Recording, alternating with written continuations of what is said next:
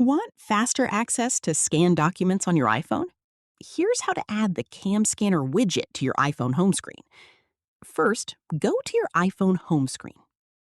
Now, tap and hold on any empty area for a few seconds until the app starts shaking.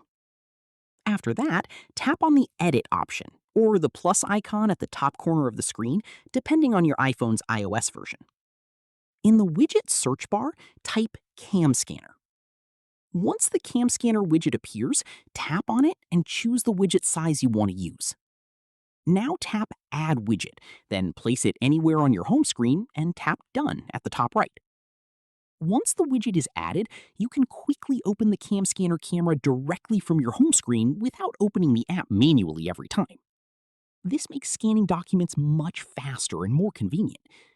If the widget option does not appear on your screen, make sure the CamScanner app is updated to the latest version. And that's it. That's how you can add the CamScanner app on iPhone. If this video helped you, make sure to like the video and subscribe for more quick iPhone and app tutorials.